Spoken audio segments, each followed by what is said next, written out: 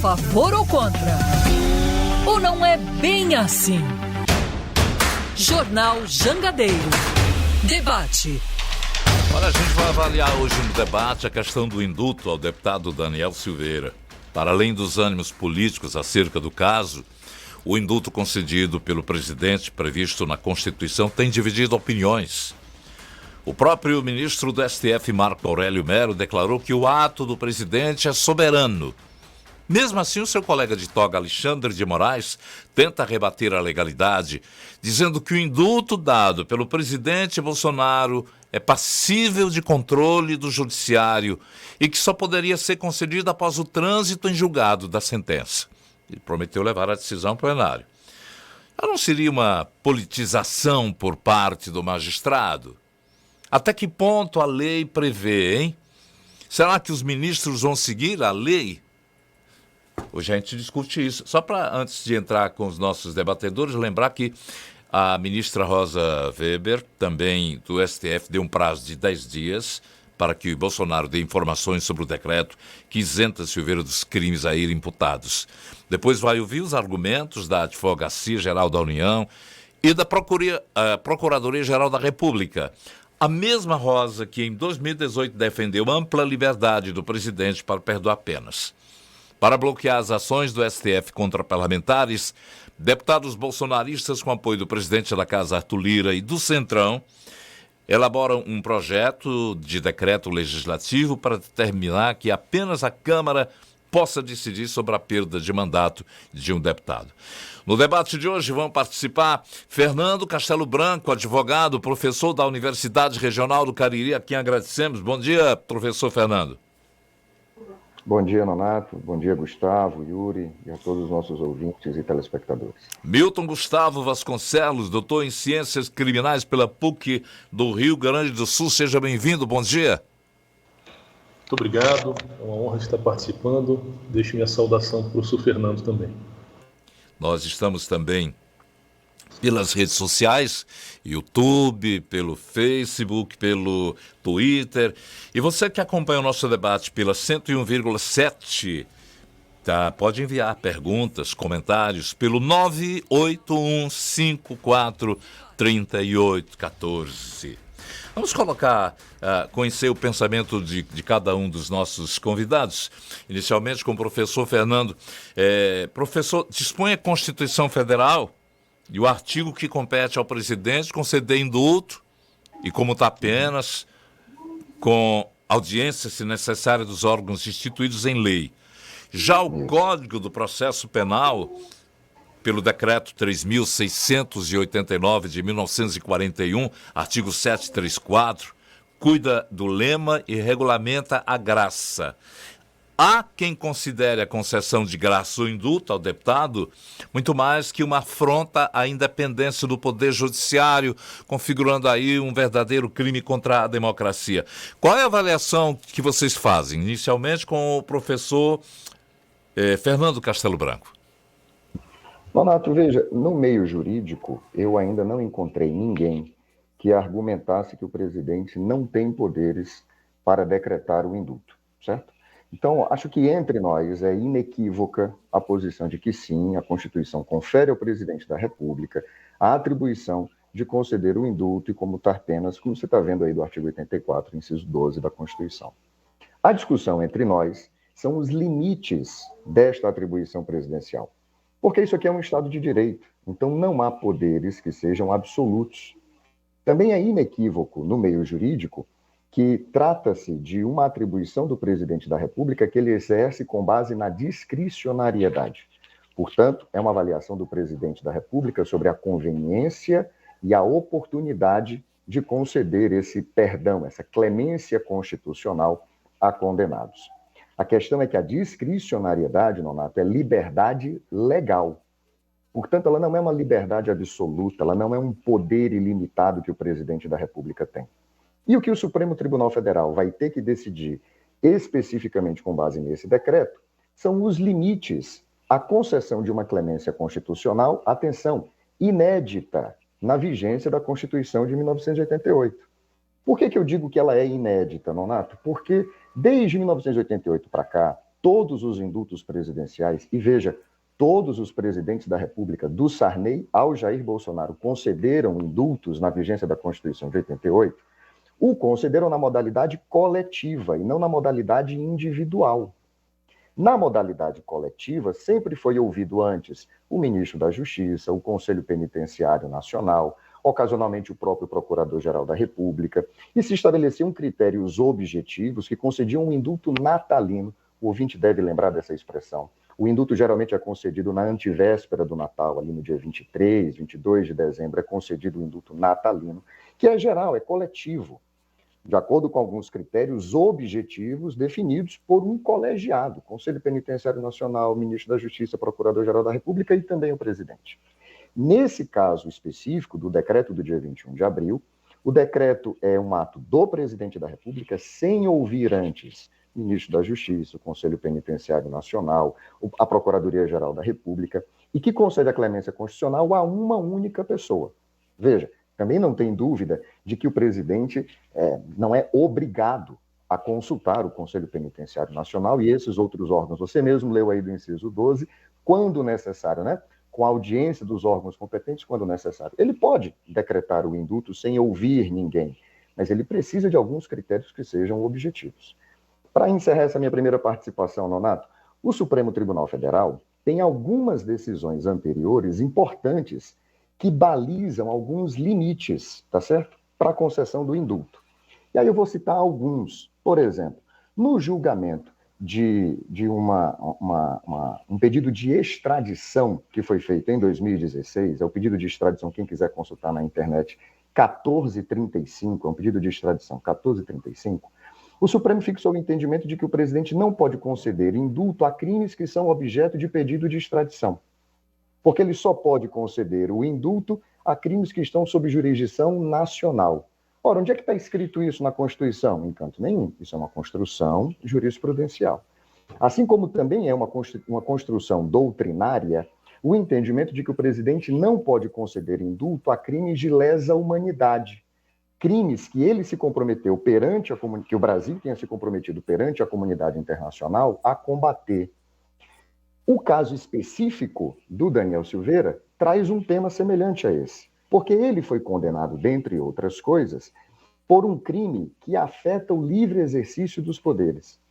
A incitação de prática de tentar impedir ou restringir, atenção, com emprego de violência ou grave ameaça, o exercício de poderes constitucionais.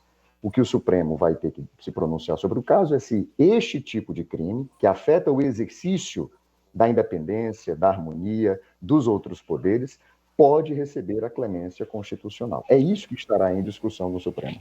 Para você do rádio, esse é o professor Fernando Castelo Branco, advogado e integrante da Universidade Regional do Cariri, dando a sua posição em relação a isso. O outro convidado é Milton Gustavo Vasconcelos, doutor em Ciências Criminais pela PUC do Rio Grande do Sul. O senhor acompanha esse pensamento, doutor Milton? Olha, em grande parte, né? O professor Fernando tem toda a razão ao dizer que é unânime, né, a opinião segundo a qual o presidente pode extinguir a punibilidade, né, é a letra da Constituição, não há dúvida, né? Quando elegemos o presidente, nós sabemos que ele vai ter todos os direitos e prerrogativas da lei do artigo 84, né, incluindo aí o indulto, que é coletivo, e a graça, que é individual. Nesse caso, professor, estão comentando que seria o primeiro caso de graça desde a Constituição, né? Eu recebi um documento aqui e eu confesso que eu não consegui verificar, tá? Mas dizendo que em junho de 92 o Collor teria dado uma graça de 1/3 da pena a um cidadão chamado Maurício Pio de Souza, com Z, né? E seria num crime de homicídio simples. Ele teria dado a graça parcial, que é curioso, né? A 1/3 da pena. Eu não sei se é verdade. E o fato é que a graça ela tem uma longa tradição no direito brasileiro e no direito português, né? Inclusive o imperador Dom Pedro II ele praticamente aboliu a pena de morte na prática, né, no Brasil, após o caso Mota Coqueiro, né? Então, ele costumava costumeiramente aplicar a graça com temor de se repetisse a injustiça que foi o famoso caso Mota Coqueiro. Tenho dúvida se essas balizas, né, elas podem ser construídas jurisprudencialmente, embora, com relação a crimes pendentes e extradição, ela faça todo sentido, né? Porque é o Estado que julgou e vai aplicar a pena que está legitimado a dar a graça, né? Porque a graça é também um instituto democrático. Então, quem elegeu, né, o povo que elegeu com a capacidade de dar ou não a graça, né? Então, nesse caso, o presidente da República não estaria legitimado, né? Porque ele não estaria sob o escrutínio, né, daqueles que permitiram a concessão da graça. Nesse caso, realmente, eu acho que o STF andou bem nesse caso específico, né?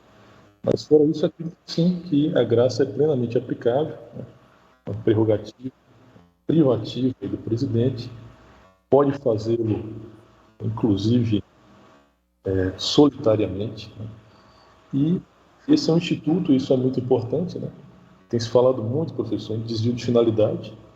Eu não vejo que a finalidade do Instituto é extinguir a punibilidade, exatamente. E tem se falado também muito em princípio da impessoalidade, né? O que é uma coisa até muito engraçada, porque é um instituto que é essencialmente pessoal. Quer dizer, a graça é individual e casuística. Ela é exatamente para uma pessoa específica e para um caso específico. Como ela poderia ser impessoal, né? Eu não consigo enxergar realmente, mas é um debate interessante, muito rico, e é um debate que começou agora, tá? Acho que o Luiz Roberto Barroso havia comentado algo sobre indulto há tempos atrás, mas esse debate sobre graça, como é um tema inaugural, né, está nascendo agora no corpo doutrinário brasileiro. Ok.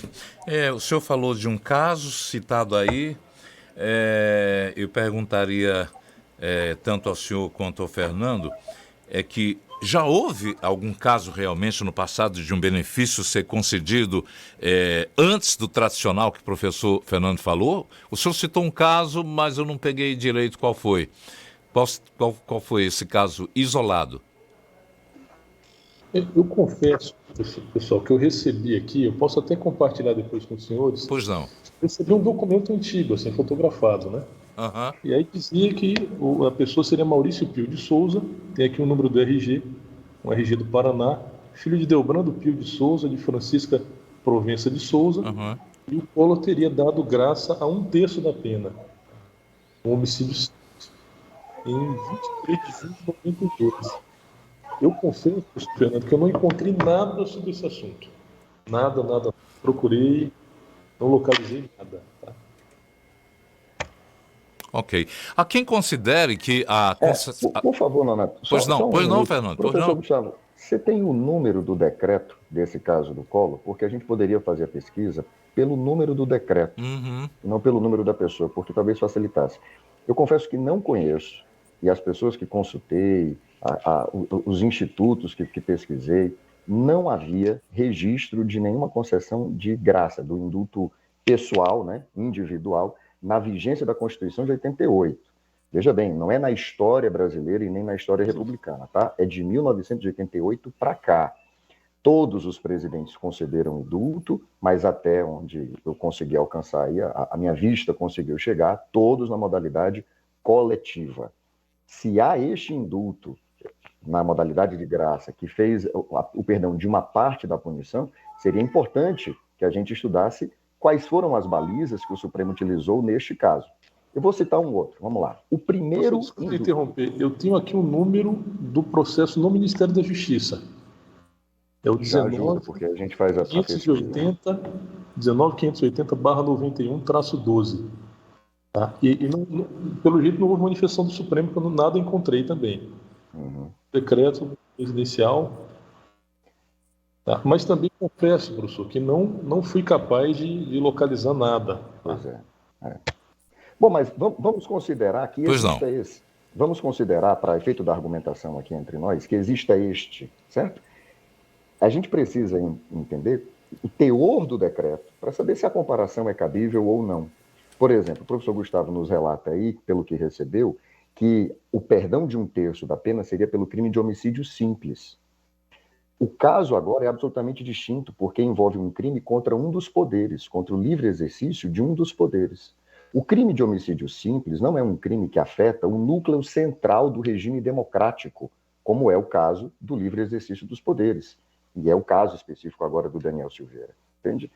Então, há um caso de 88 para cá, o primeiro, veja só que curioso, o primeiro decreto presidencial, ainda no governo Sarney, que fez um indulto, traz um argumento que também é polêmico entre nós hoje, que é se pode ou não haver a concessão do indulto na modalidade coletiva ou na modalidade individual, a graça, sem que a pena tenha transitado em julgado.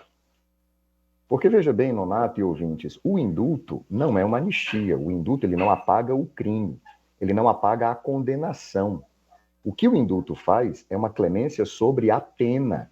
Mas todos os demais efeitos da condenação estão preservados. Por exemplo, se o Daniel Silveira comete um novo crime, ele será reincidente. Ele perdeu a sua primariedade. Para efeito da inelegibilidade, também não há dúvida razoável entre nós de que ele está inelegível, entende? Então, para todos os demais efeitos, para todas as demais consequências da condenação, isso não é alcançado pelo indulto. E faz muita diferença isso, porque se eu estou dando a clemência sobre a pena deve existir. Se a pena não existe, o decreto perde o objeto. E se a sentença não transitou em julgado, tecnicamente, o Daniel Silveira continua sendo presumivelmente inocente. Porque no Brasil você pode ser condenado, mas a culpa só se forma com o trânsito em julgado da sentença penal condenatória. Nesse primeiro decreto editado ainda durante o governo Sarney, o parágrafo 4º, o artigo 4º desse decreto, traz a seguinte redação, de que a concessão do indulto alcança, inclusive, os processos ainda em andamento, desde que, atenção para esse detalhe, desde que o tribunal competente não acolha o recurso da acusação. Opa, se o tribunal competente não acolheu o recurso contra a sentença formulada pela acusação, significa dizer que a pena permaneceu intacta.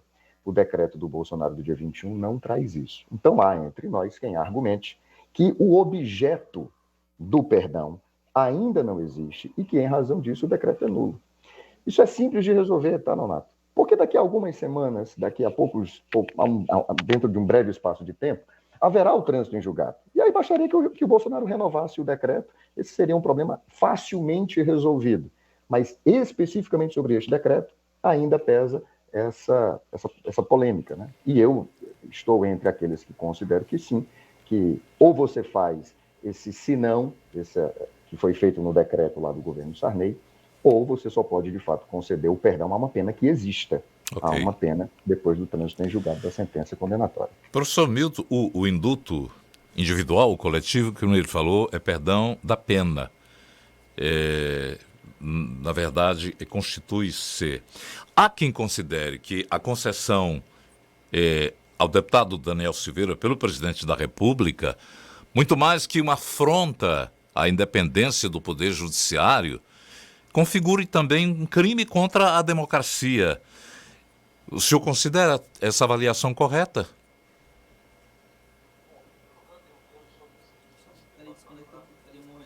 Só um momentinho que nós temos aí um problema de som. Pronto, está restabelecido. Pois não, a sua resposta. Estou dizendo que esse debate está fraco e nós estamos mais concordando do que discordando. Realmente eu concordo que o indulto se aplica apenas à pena, tá?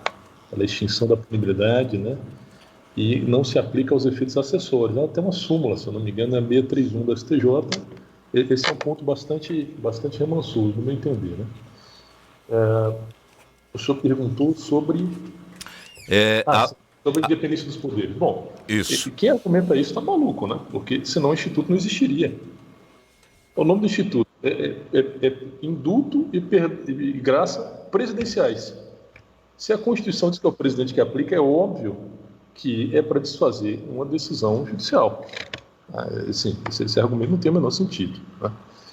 Agora, quanto à democracia, o presidente, quando você elege o presidente, tem que ler lá o artigo 84. O camarada que você eleger, ele vai ter todos aqueles poderes, né? Ele está legitimado pelo voto a fazer isso e vai se submeter ao escrutínio popular depois. Se a população achar que Por exemplo, eu sei que o presidente Bolsonaro falava muito contra o indulto, né, antigamente. E pode ser escrutinado por dizer, não, esse cara disse que não ia indultar ninguém, e agora está aí, né? Ele está à mercê disso. Então, na realidade, é extremamente democrático, porque ele é um agente político eleito que vai tomar uma decisão política sobre um processo, né? Na realidade, é o contrário, né? O judiciário, que muitas vezes tem a função contra-majoritária, que teria que limitar o efeito majoritário e o efeito democrático, né? O fator democrático. Nesse caso, ele é eleito para isso. Não há nenhuma discussão nesse sentido, né? Se é democrata ou democrático, não dizer essas urnas, né? O presidente tem esse poder, tá? E ele é eleito. Então, ele é um agente eleito que vai desfazer a decisão de agentes não eleitos. E nesse ponto eu discordo do professor Fernando sobre se aquele crime é mais grave, é mais perigoso, mas veja, o Daniel Silveira, que é uma figura que eu acho até desprezível, ele, na verdade, o crime dele foi falar. Tá? Falar. Né? E esse outro cidadão que supostamente teria recebido a graça do Collor, ele matou uma pessoa. São coisas bem diferentes. Né?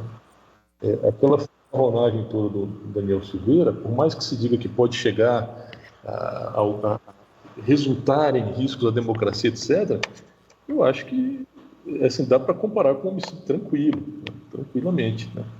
De matar uma pessoa é diferente, e também há dúvida, sim, também, entre os juristas, se ele estaria amparado ou não no direito à imunidade parlamentar, imunidade material.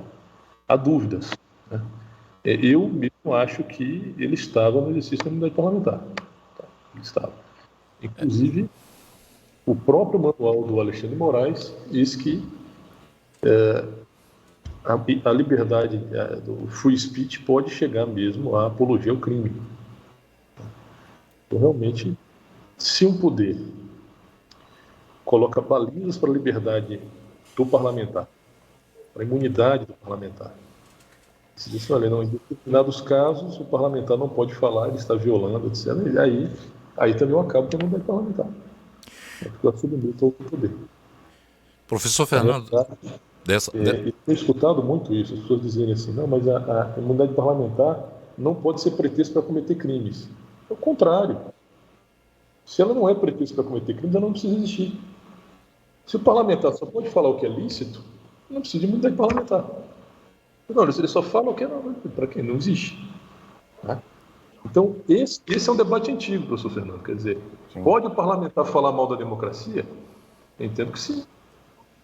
Por que o parlamentar, por exemplo, pode, sei lá, fazer apologia do regime soviético, né? Ou da monarquia, ou do anarquismo? Não pode.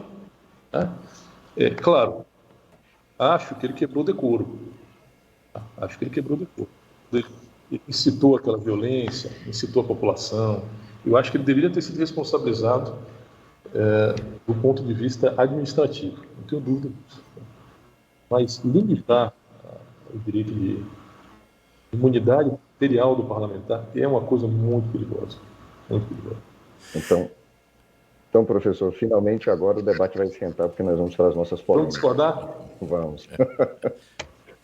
Vamos, porque veja só, aqui há uma jurisprudência já consolidada no Supremo Tribunal Federal e que não nasceu agora com o caso Daniel Silveira. Nenhuma garantia no Estado de Direito, nenhuma liberdade no Estado de Direito é absoluta, nem mesmo as garantias parlamentares. Elas são limitadas pelo Estado de Direito. E quais são os limites da imunidade parlamentar? Na verdade, da inviolabilidade parlamentar, que é essa liberdade que o parlamentar tem de não responder civil e criminalmente pelas suas opiniões, palavras e votos. São dois.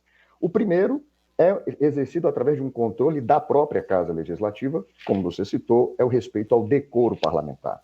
E aí só a Câmara dos Deputados vai poder dizer se o Daniel Silveira quebrou ou não o decoro parlamentar. Mas o segundo é material e é exercido através de controle judicial. O parlamentar tem esta liberdade, tem essa prerrogativa em razão do mandato. Então, ele pode exercer essa inviolabilidade, não é para cometer crimes, isso daí de jeito nenhum. Não há amparo nenhum para isso. Ele tem essa prerrogativa, por exemplo, para fazer denúncias, sem ter que apresentar uma prova. sem ter que apresentar a fonte. É subir na tribuna da Câmara dos Deputados e acusar, por exemplo, um ministro de Estado, um diretor de uma autarquia, o presidente de uma empresa pública, de corrupção, e exigir uma investigação, e exigir a instauração de uma CPI, com a tranquilidade de que ele não será processado por crime de difamação, de injúria, de calúnia, reparação de danos morais, sem ser obrigado a revelar quem foi que lhe trouxe os indícios da corrupção em um determinado órgão público. É para isso que serve a inviolabilidade parlamentar. É uma garantia do exercício do mandato. Então, o Supremo já tem uma jurisprudência consolidada que, para atos estranhos ao exercício do mandato, a inviolabilidade parlamentar não alcança. Se, por exemplo, Daniel Silveira dirigir contra mim, contra o senhor, certo? Acusações de cunho moral que possam nos caluniar, que possam nos difamar, sem nenhuma relação com o mandato, nós podemos sim processá-los, acioná-los judicialmente. Isso é uma jurisprudência já pacificada. Então, esse é um tema. A inviolabilidade tem limites, e limites já muito bem consolidados na jurisprudência do Supremo Tribunal Federal e que não nasceram agora com o caso Daniel Silveira. O segundo tema tem a ver com o suposto indulto concedido pelo Collor e esse agora concedido pelo Bolsonaro. No caso do Collor, que foi, vamos lá, admitindo que esse indulto exista, né, teria sido conferido para perdoar 1/3 da pena do homicídio simples, eu disse que não se compara pela natureza do crime, não é pela gravidade do crime. Eu, obviamente, não estou relativizando um crime contra a vida. O que eu estou dizendo é que um crime contra a vida não afeta o núcleo essencial do texto constitucional, cuja separação dos poderes é uma pedra fundamental do Estado de Direito. Ninguém nega que o presidente da República tem competência para conceder o indulto. E o próprio Supremo Tribunal Federal já tem uma jurisprudência dizendo que não cabe ao Poder Judiciário entrar no mérito discricionário desse perdão. Mas o próprio Poder Judiciário já definiu alguns crimes que não podem ser perdoados pelo presidente, como é o caso do crime objeto de pedido de extradição, como é uma construção doutrinária, aí não é jurisprudencial, não tem a ver com os tribunais, certo? Doutrinária sobre os crimes de lesa humanidade. E o que eu estou argumentando e defendo é que no caso de um crime praticado contra o livre exercício de um outro poder, esse perdão também não pode ser estendido, porque afeta um núcleo essencial da Constituição. O presidente não tem liberdade dada pela Constituição para violar a Constituição. Eu não posso utilizar uma atribuição e uma prerrogativa que me foi dada pelo Estado de Direito para contribuir com a violação do Estado de Direito. Não faz sentido, não é razoável. Meu ponto de vista, não é razoável. Por isso eu entendo que esse decreto é inconstitucional, entende? Porque ele tem como objeto o perdão da pena em razão da condenação de um crime contra o livre exercício de um dos poderes. Mas acho até que o Supremo Tribunal Federal não vai julgar nesse sentido, certo? Aí estamos entrando agora nas repercussões políticas do caso. Todo o movimento que o Supremo tem feito até aqui é de colocar água na fervura, é de interpretar o ato do Bolsonaro não como um ato de justiça, não como uma clemência para corrigir um erro judiciário que apenou gravemente uma pessoa inocente. O que o Supremo está entendendo é que isso é parte das provocações que sistematicamente o presidente da República tem levado a efeito contra os órgãos judiciais, em especial o TSE e o Supremo Tribunal Federal. E os ministros do Supremo estão articulando, ao que tudo indica, a decisão política de dizer o seguinte: o Daniel Silveira está no final do mandato. Daniel Silveira, em razão da condenação, não poderá ser eleito em 2022. Então vamos fazer o seguinte: aceita esse decreto, o Daniel Silveira está inelegível e bola para frente. Não vamos mais dar palco para o Bolsonaro incitar a animosidade entre o Executivo e o Judiciário a partir desse decreto. Me parece que essa será a decisão do Supremo. É uma decisão sobre a qual eu tenho desacordo. Eu acho que seria necessário fixar, aproveitar que este caso nos oferece, né, a possibilidade de discutir o perdão individual e discutir esse tema. Fere ou não fere o princípio da impessoalidade? Fere ou não fere o princípio balizar a discricionariedade, tirar da sala esse bode do desvio de finalidade, do abuso de poder? Eu acho que o Supremo poderia, sim, e seria bom para a democracia, que ele fixasse de maneira mais firme os limites dessa atribuição presidencial. Não acho que é o que vai acontecer, mas acho que seria o ideal. Deixa eu só pontuar aqui para o ouvinte de rádio. A gente está aqui nas redes sociais, todo mundo está vendo quem está falando, mas para o ouvinte de rádio, esse é o professor Fernando Castelo Branco, da Universidade Regional do Cariri, fazendo uma pontuação em torno da questão. E o professor Milton Gustavo Vasconcelos, eu gostaria de dar o espaço para o senhor também argumentar sobre as colocações feitas por ele. Muito bem, são excelentes colocações, evidentemente, mas considero que o parlamentar estava no exercício da sua função, embora não estivesse na casa parlamentar, né? Por mais desprezível que sejam aquelas manifestações, eu também acho péssimo, né? Mas ele estava. E, claro, todos nós sabemos que essa condenação tem muitos problemas, né? O primeiro deles é que há um inquérito aberto, um inquérito cujo MPF pediu arquivamento, ainda na época da Raquel Dodge, não de hoje, né? E esse inquérito, aberto de ofício pela presidência do tribunal, ele, de repente, atrai a competência sobre tudo que é crime desse país. Assim, da apologia à cloroquina, até o Daniel Silveira, que diz que é para invadir o Supremo, tudo isso vai para esse inquérito, sem nenhuma regra de conexão, continência, coisa.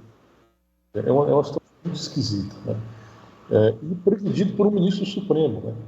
Com base no regimento que diz que, crimes cometidos nas dependências do Supremo Tribunal Federal, os ministros poderão presidir inquérito.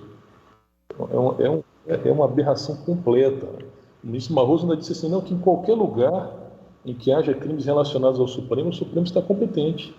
Quer dizer, mais um caso de extraterritorialidade aí, tirada da não sei de onde, né? Então, há um problema processual grave, né, no meu entender. Evidente, há muitas dúvidas sobre esses crimes, né? Claro, eu entendo que as acusações são graves, né?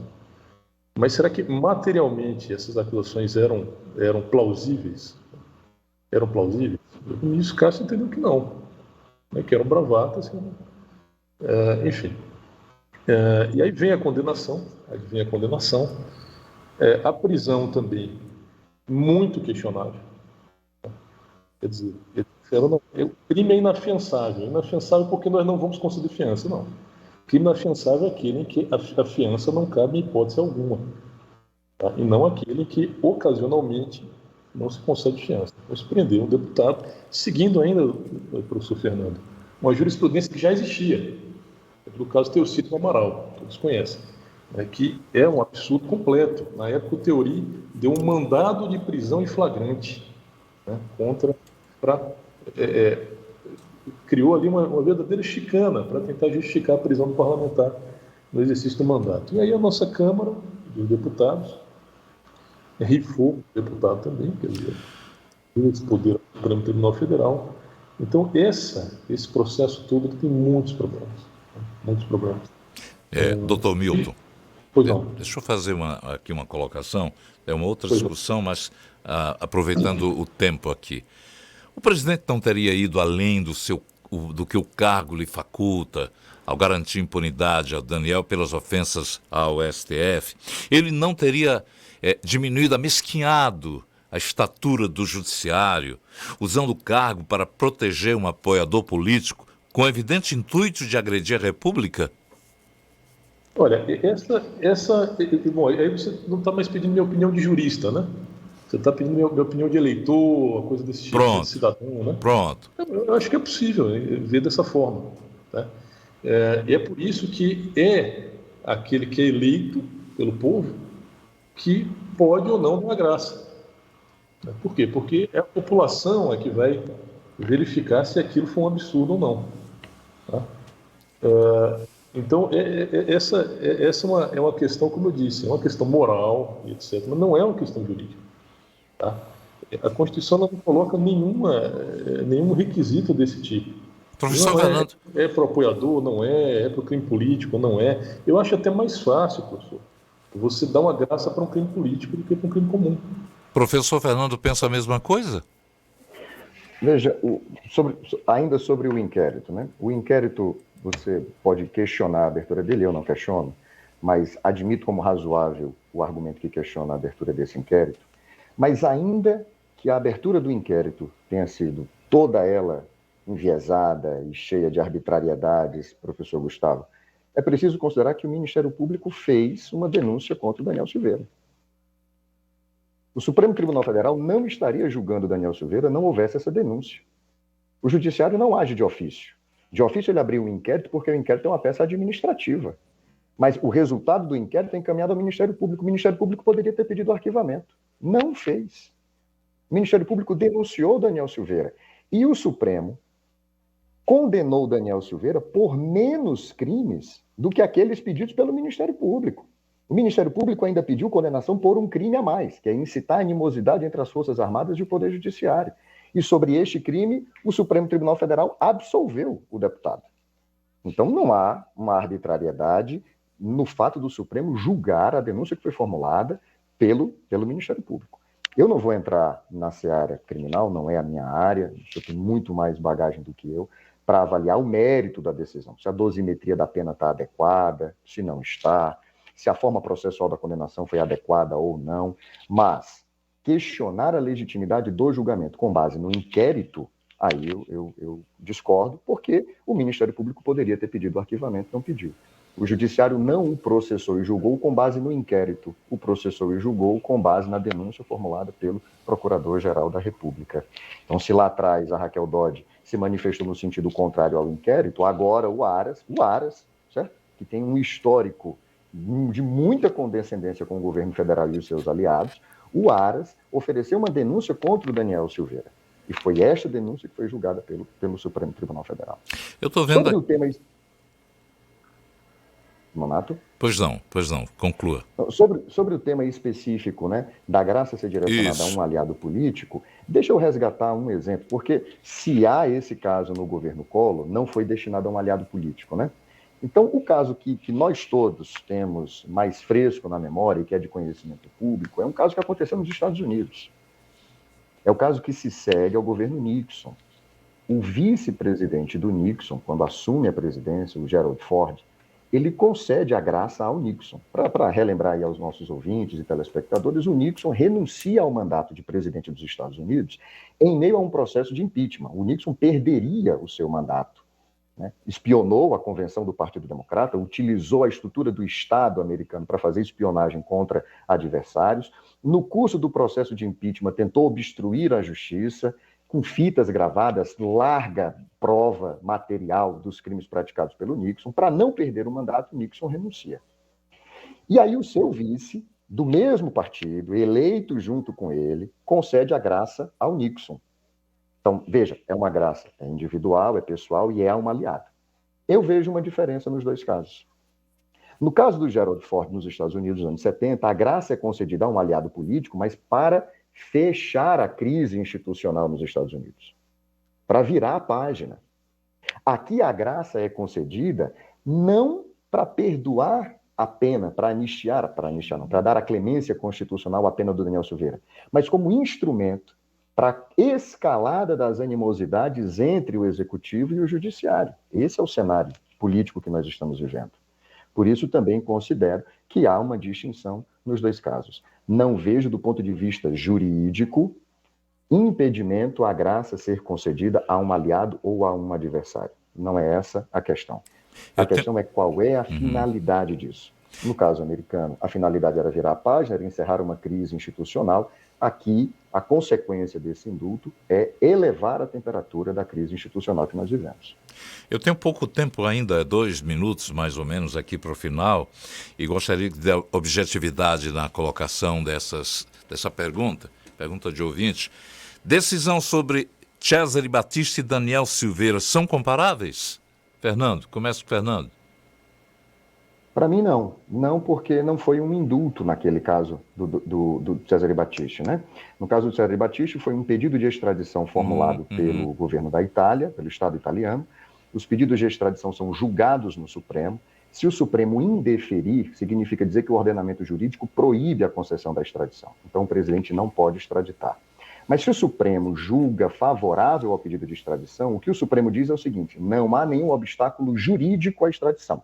E a decisão final é do presidente da República, que resolveu não conceder a extradição.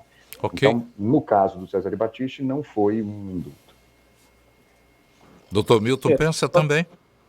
E sim, são casos diferentes, até porque, no caso do Cesare Battisti, quem poderia conceder a graça a ele era o governo italiano. Porque é o governo italiano que vai cumprir a pena, então é ele que exerce o freio e contrapeso sobre a decisão judiciária. Né? Vamos supor que houvesse ali um presidente que achasse, há muitas dúvidas também, professor, no caso de Cesare Battisti, né?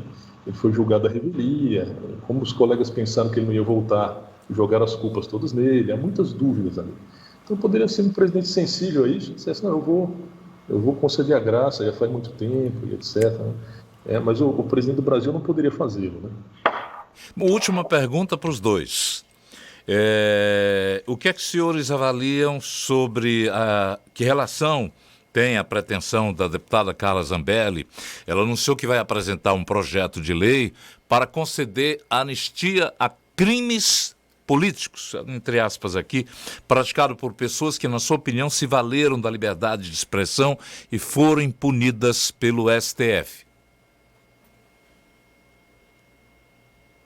Bom, aí a anistia teria que ser uma aprovação de uma lei no Congresso Nacional, certo?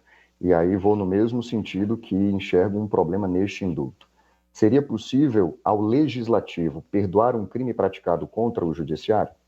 Se eu estou argumentando que o presidente da República não teria poderes para perdoar um crime contra o Judiciário, na mesma linha de raciocínio, também acho que o Legislativo não teria esses poderes, certo? Porque nós precisamos preservar o livre exercício dos três poderes. Se eu perdoo, se eu tolero um crime praticado contra o livre exercício do Executivo, do Legislativo ou do Judiciário, eu estou ferindo um núcleo essencial da Constituição. Doutor então, Milton, sob o meu ponto de vista, teria esse problema na iniciativa da deputada Carla Zambelli.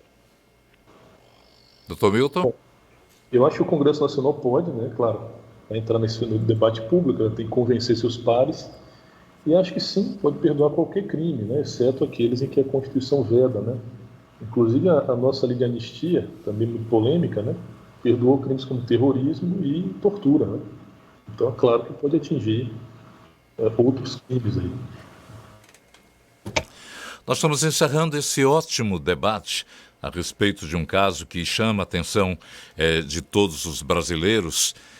Nesse momento, uma grande discussão pública, e com a luz que os senhores derramam em torno do assunto, a gente tem mais oportunidades de apreender em meio às características jurídicas e também sobre a questão da moralidade.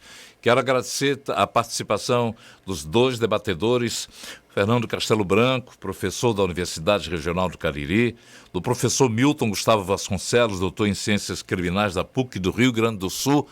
Um grande abraço, muito obrigado por esse instante muito agradável que obrigado, mantivemos. Nonato, obrigado, professor Gustavo. Um abraço. Obrigado, Nonato, obrigado, professor Fernando, foi uma honra. Obrigado a você, ouvinte, também, que participa, trazendo também perguntas, dando opiniões. O JJ Debate tem trabalhos técnicos do Carlos Manuel, a produção é do Yuri Costa, coordenação da Jangadeiro Band News é de Dino Sampaio, direção de jornalismo de Isabela Martã, 10h57.